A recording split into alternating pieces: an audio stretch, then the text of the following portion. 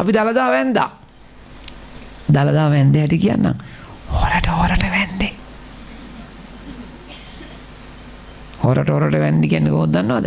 අහිංසක මිනිස්සු පොලියම නැතුව හොරෙන් ගිහිල්ලා වැන්දුවා. ආයකාරෝ කියන ඔබ යන්නේ නැද්ද බං? මාර වැඩක් වුණා ජනාධිපතිතුමාත් එක්ක. ඒකත් කියලාම යන්කොනේ නැත්තම් ඒක අද තමයි පළවෙනි වතාවට කියන්නේ. දැන් ඉන්නවා මං මාලිගාවේ පඩිපෙළ බෑර දොර ගාව. මං දැක්ක කමාන්ඩෝකාරයෙක් ගොඩක් ඇවිල්ලා එකපාරට ඉදිට ගත්තා. මම දලදා පල්ලියට ගියේ නෑනේ. මේමකෝ මේ ජනාධිපතිතුමා දේශපාලන නෙමෙයි ඈ. ලස්සන කතාව වුණේ මගේ ඉතුරුලා ලස්සනයි.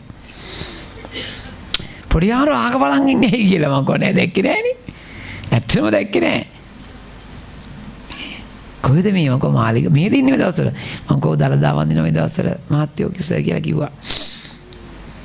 මං හොරට කනට ලං කරලා කිව්වා. කොට්ටච්චිලා ආනවනේ කියලා. එතකොට කිව්ව කතාව කියන්න. ඒගොල්ලෝ ආනව මං වපුරනවා කිව්වා.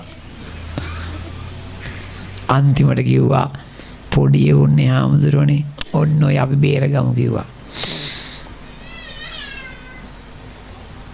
මට ඕන මොන හරි ඉල්ලන්න ඕනේ අපෝ නෑ එපා.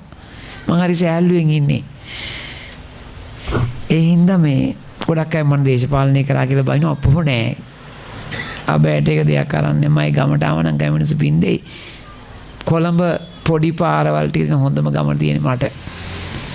මම මයි ගම ලස්සනට හදාගත්තා. මුකුත් නෑ මුකුත් එපා. මම සන්තෝෂෙන් ඉන්නවා. මට ඒ කාලේ බොඩිගාඩ්ලා ගියෙත් නෑ.